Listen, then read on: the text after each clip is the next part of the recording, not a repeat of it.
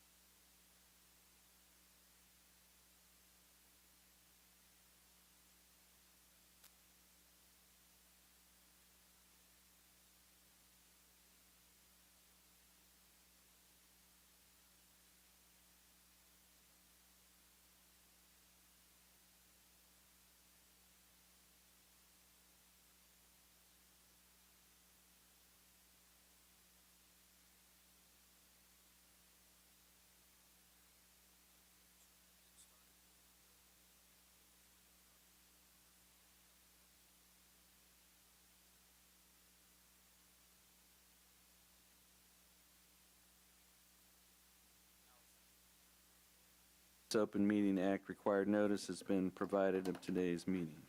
I confirm that the packet was posted and notice of today's meeting was provided. Okay. So, roll call. We'll call roll for today's meeting. Board Member Dorsweiler. Here. Board Member Sharp. Here. Board Member Miles. Here. Board Member Olson. Here. There being 4 members present, that is a quorum and allows us to conduct today's meeting agenda, which would allow you to consider the minutes of your previous meeting.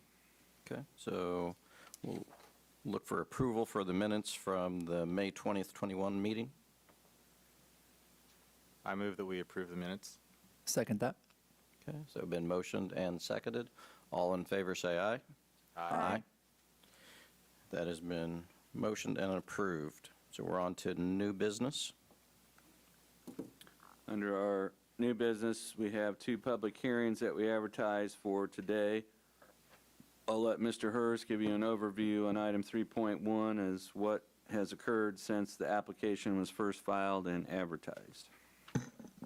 So for item 3.1, we had an appeal filed for the establishment of a beauty salon in a detached garage for a home occupation in a detached garage. So the city of Salina has a home occupation ordinance that allows for limited commercial activities to take place inside somebody's residence.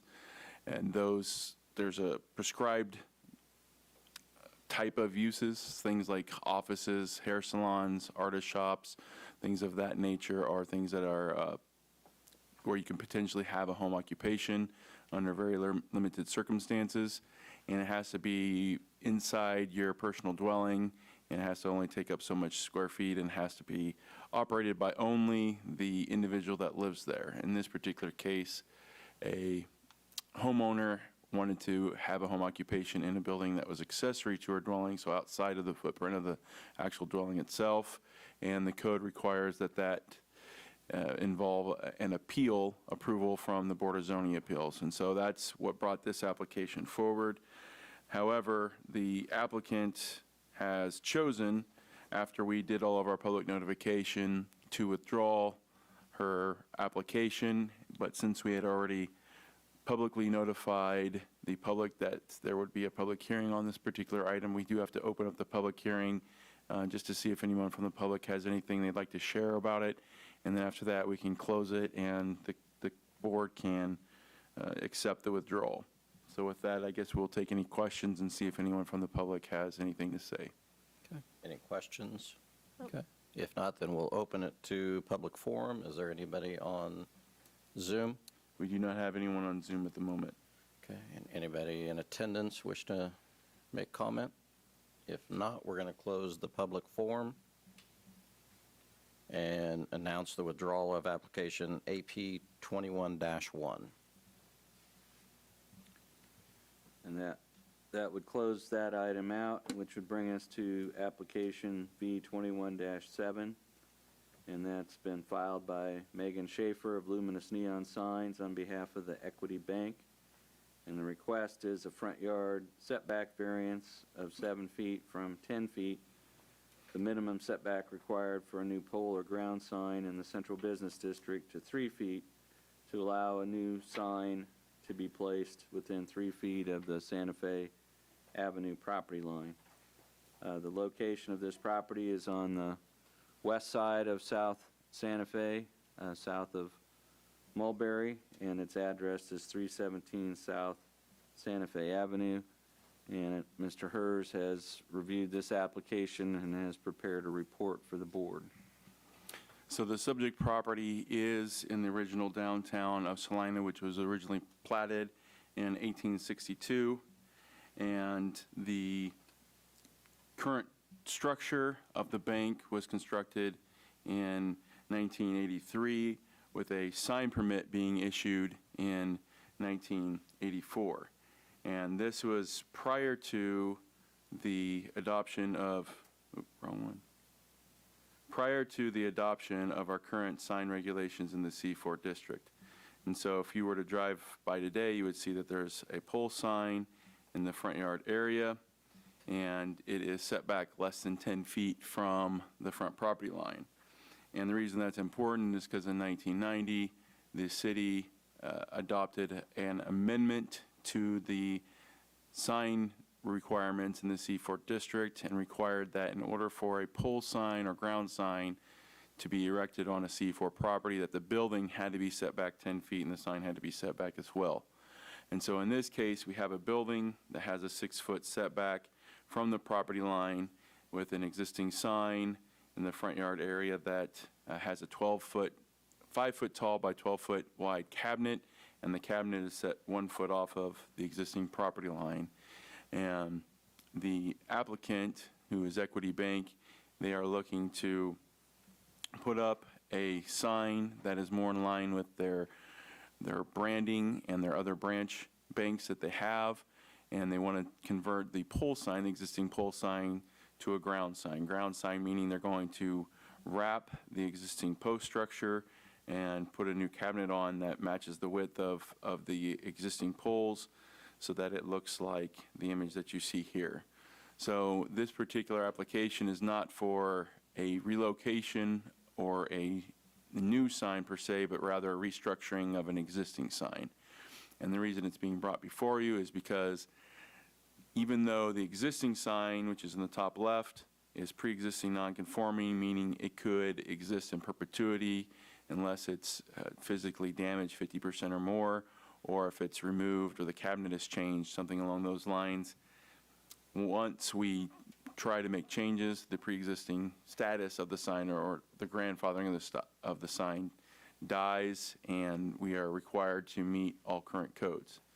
So if we were to look at meeting all current codes, what that would do to the sign is it would require it to be set back 10 feet, which would move it. If you keep it, I'll zoom in a little bit, keep it in its current position and just move it to the east, would put the signpost in the walkway to the entrance, or if you moved it to the south, you could still move it over in the green area, but it would hide it even more behind the building. And so what has happened is the applicant has submitted this variance request for the sign to be kept in its current location, meaning the sign structure be kept in the current location with a different configuration. And so as we walk through that, we look at the uniqueness. The applicant says that the existing sign is pre-existing non-conforming, and that should the sign have to be set back, you couldn't see it from the traffic, from the northbound traffic. So if you're driving north on Santa Fe, you wouldn't be able to see it. Staff's response to that is the existing building is 16 feet tall at its roof line with a parapet that is 21 feet tall. So if the sign were to be moved further to the east, it would be behind the parapet and be more difficult to see, and it would be obstructed from visibility for northbound traffic on Santa Fe. One of the uniquenesses of the property that the applicant states is that the building itself is set back only 6 feet from the property line, and that causes that obstruction of visibility if the sign were set back 10 feet. Staff would agree with that assessment. Another thing that is a little bit unique about this particular site is it does have a little bit wider of a right-of-way, in that there's 19 feet between the property line and the curb.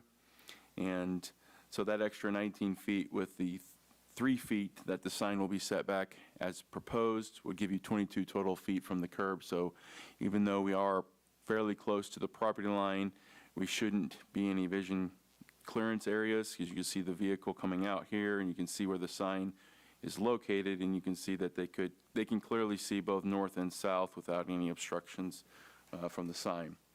Looking at no adverse effects from the neighbors, the applicant points out that the sign's been at this location since 1984 without any complaints or issues. They also state that the sign, as proposed, will be narrower. The sign cabinet is going to be 8 feet wide compared to the 12-foot wide existing cabinet, and will have less square footage.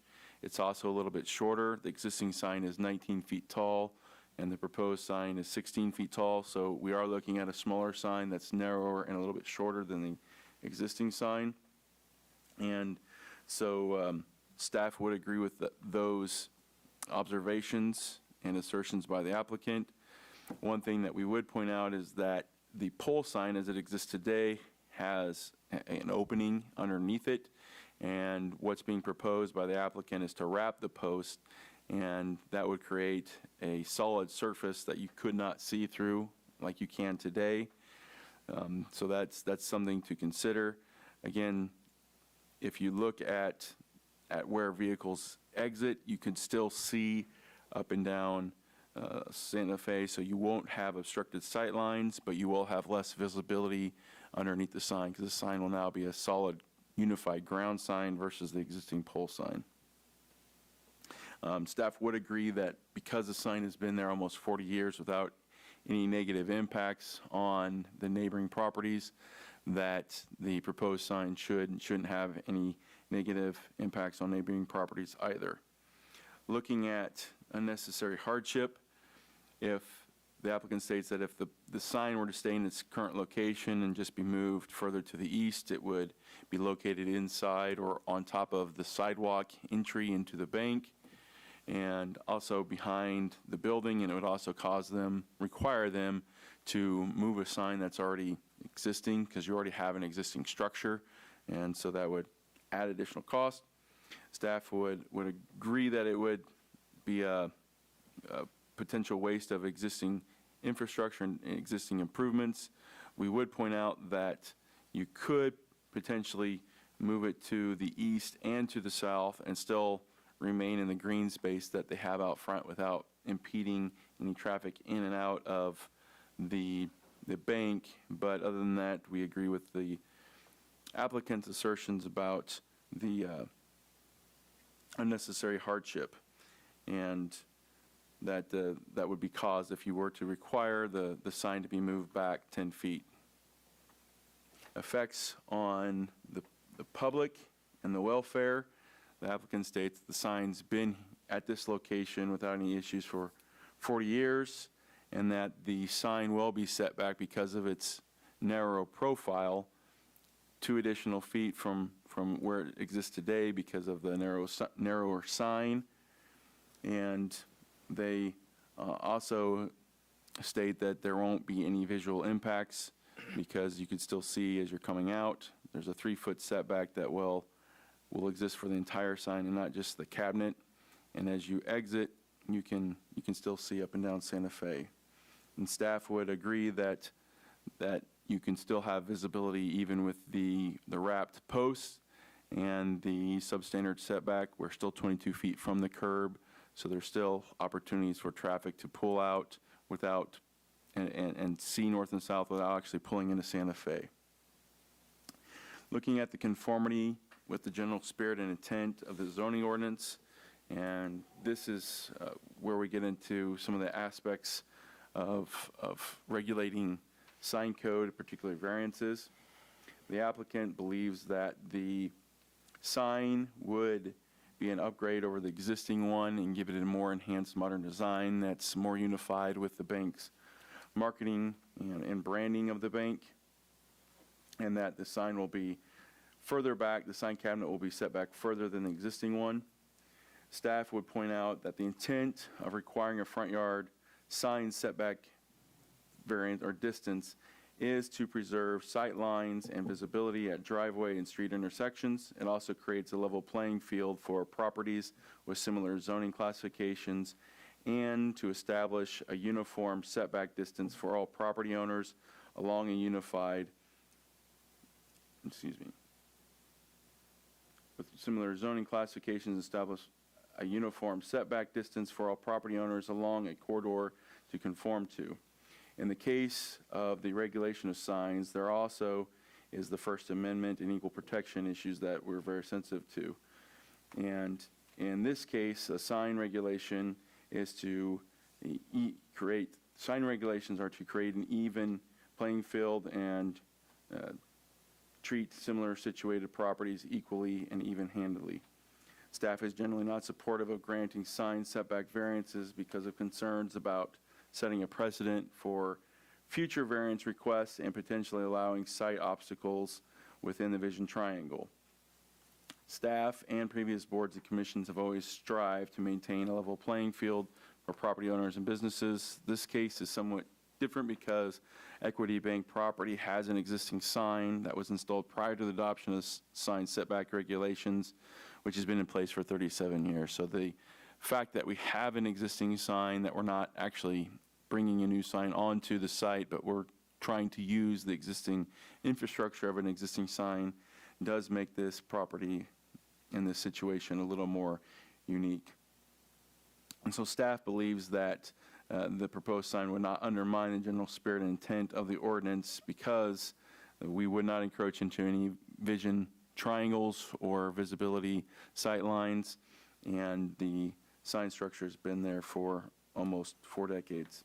We do have findings that summarize the report on page 7, and then the board alternatives are also on page 7 with number 1, that the board could approve the front yard setback variance for the proposed Equity Bank sign as requested with or without conditions. If the required findings of fact can be made, the board could postpone action if additional information is needed, or the board could deny the applicant's request if the required findings of fact cannot be made in this case. So staff has a recommendation that based on the unique conditions of the Equity Bank property, none of which were created by the actions of the current property owners, staff would recommend approval of the applicant's front yard sign setback variance as requested, subject to the condition that construction and placement of the proposed ground sign shall be substantially in conformance with the plans submitted to and approved by the Board of Zoning Appeals. So in other words, the existing sign supports are used so that it is not relocated and that the sign has the same dimensions and appearance as what we see on the screen here on our monitor. So with that, staff will take any questions that the board may have Excuse me. at this time.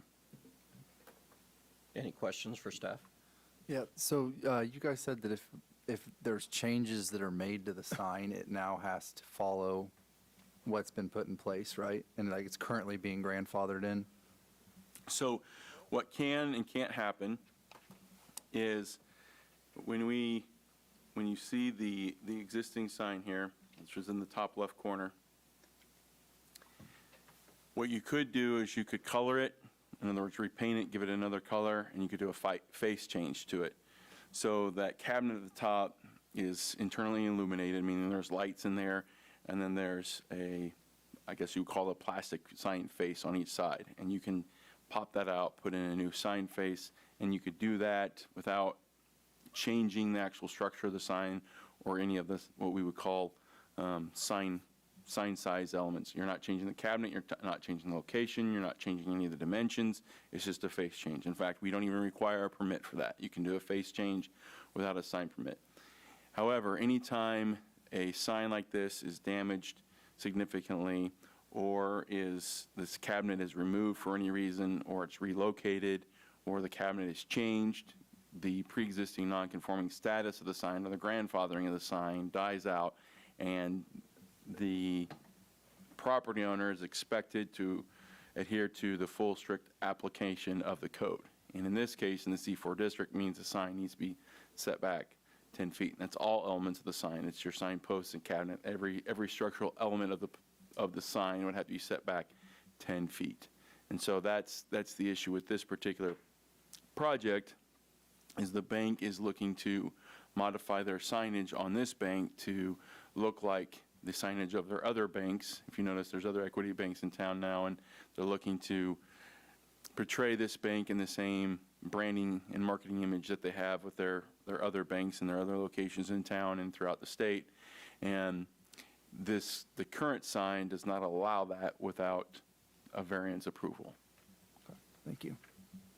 Yeah, I guess the other way to explain that is this has been at least 3, possibly 4 different banks all in this location, and all the previous changes, they just took the existing sign and put a new face on that 1984 sign. This time, they're making a complete physical change, which requires a sign permit, and we're not in a position to issue a sign permit for a sign that's not set back 10 feet unless this board allows it to remain in its current location. And you're saying that the distance from the curb to the property line is 19 feet? Correct. Yep. And typically, it's going to be 13 feet? Well, in a residential area, local street, it'll be 13 feet. It does, for arterial streets, because you have wider right-of-ways that are dedicated, when those areas are subdivided, you can have more, you can have larger setbacks depending on how wide the road is. The wider the road is, then the less right-of-way you have left over. But 19 feet is more than, I would say, average on the whole, but not necessarily when compared to other arterial streets. So, but you do have 22 feet between the west edge of the proposed sign and the curb of Santa Fe, the east curb of Santa Fe. Okay. So if we do the 10-foot setback with the 13 feet, then that gets us the 22 feet to the edge of the sign, where we're currently 19 feet back, and then they're doing the 3, so we're back to 22 feet from the curb. So the only thing would change that is if the city decides at some point in time to widen Santa Fe, then that becomes shortened. Yeah, then it could become shortened. That's correct. And there's more. The right-of-way profile for Santa Fe and for Ohio are the same. The difference is that Ohio is 5 lanes, so it has more pavement and less green space. But Santa Fe's 4 lanes, so there's more green space between the curb and the property line than a street like Ohio. So do we have any other signs down Santa Fe that are grandfathered in that are currently existing that are the same distance as what this sign is? This is pretty unusual because most people view the core of downtown as starting at Mulberry, and this is south of Mulberry, so it's zoned the central business district, but once you get to Mulberry, almost all the buildings have a 0 setback, so you don't have an abundance of freestanding signs like this on South Santa Fe. And then across the street, say the Sonic Drive-In is not zoned C4, it's actually zoned C3, so it just has a different set of rules that apply. But it did not go before this board, it went before the design review board, but the Homewood Suites and Yaya's and Starbucks, they're putting a ground sign up in the parking lot to the north right here, and that sign is going to be set back 10 feet from the property line, which conforms with the 10-foot setback requirement. So there's no, they didn't have any obstacles or any compelling reason why the sign couldn't be set back 10 feet from the Santa Fe property line. But it will not be a pole sign this tall, it will just be a ground sign that will go in here, and it will be set back 10 feet from that property line because that is a vacant lot. And so when you get into the core of downtown, most of the buildings have 0 setbacks, so you're not having a pole or ground sign out front.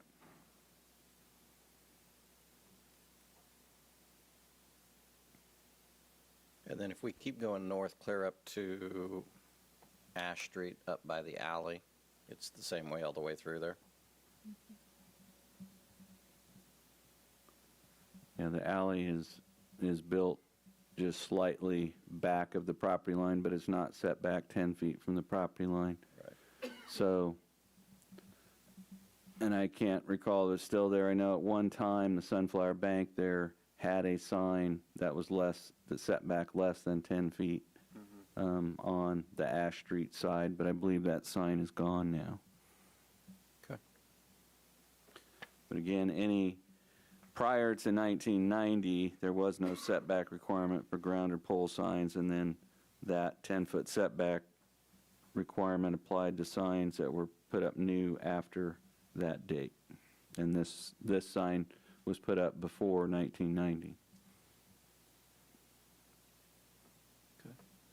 Any other questions for staff? Nope.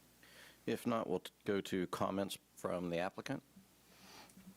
And if you could please state name and address. Megan Schaefer, I'm with Luminous Neon Signs, and we have Larry here from Equity, if you need to speak with him too.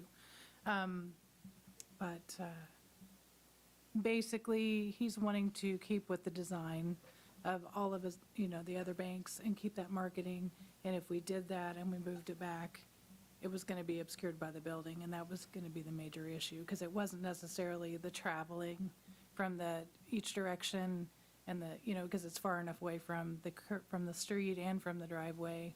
And so that's why we came before you. If we can, we're making it smaller, we're making it, more compact and modernizing it, but we're actually pulling it farther back from the curb than it is now, as far as the overall cabinet, because the overall cabinet is really close to that walkway.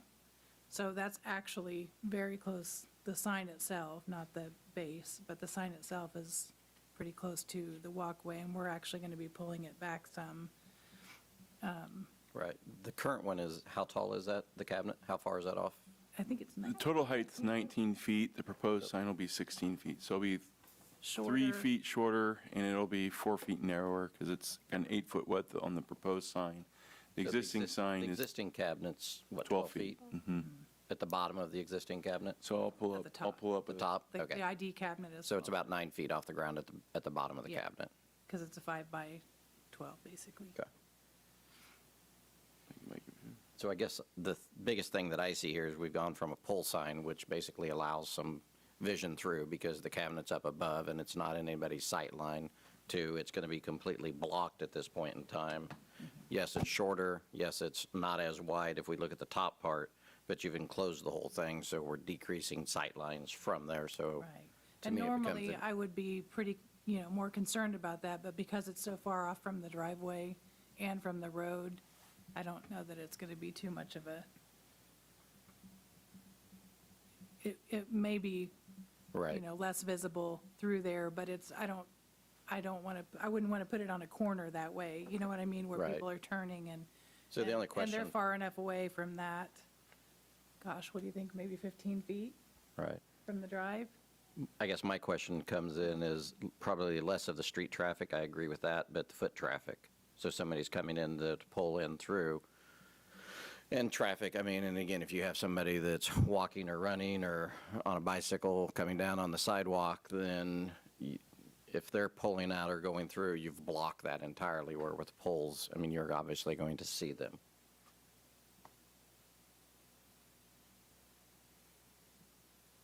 I got about a little over 20 feet from the driveway to the sign. Okay.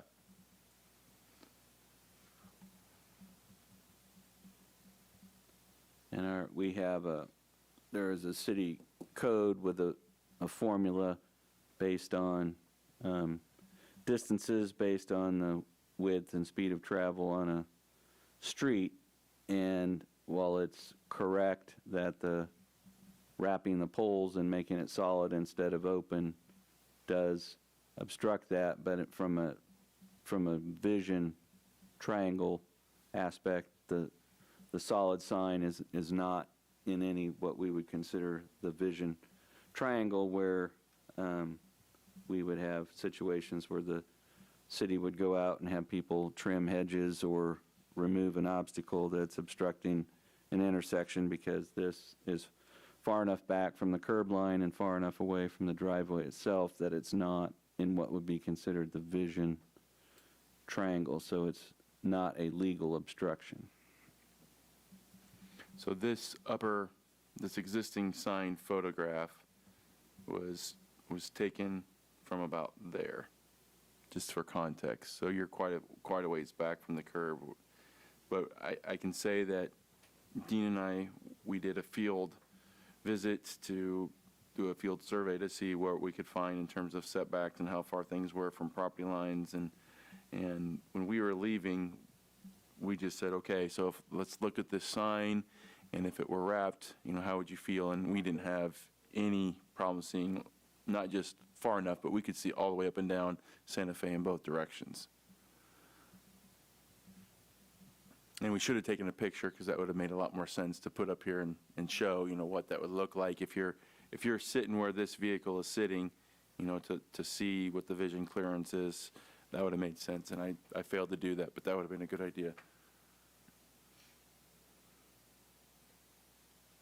Okay.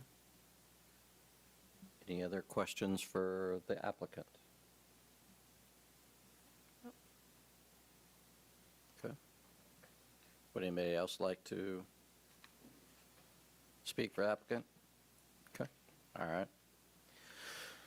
All right, we will take it to public comment. Is there anybody on? We do not have anyone on Zoom at the moment. Okay, so we're going to close public comment and then take it back to the board for discussion. Thoughts or comments? I think it makes sense to stay in the same location and not move it back further, because it's going to be blocked if you do that. May as well use the current poles and keep it in the existing. I can justify keeping it where it's at, but I can't justify, it doesn't wrapping it where it's currently at it doesn't seem like the hardship is enough for me to understand why the whole thing needs wrapped, as opposed to just a face change up top. Well, from a marketing standpoint, but if you looked back at that photo where they have the vehicle pulling out, the sign is behind the car. It's not going to affect, if you're looking who's coming that far back, you should probably stop and check before pulling out in traffic anyways.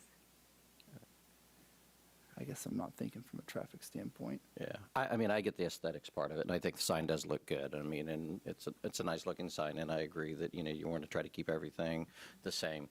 If we didn't have the 19 feet, I think I would be less inclined to allowing a variance with it, but since we're 19 feet back and as far back, my concern a little bit was for the traffic, or for more foot traffic initially, but I think as people are pulling out, you're going to see them even with that part of it, so it's going to be more of the traffic. So if we didn't have the 19 feet, I'd be less inclined to agree with it, but I think with that 19 feet, I think that the variance and keeping it where it is, I think makes sense at this point in time.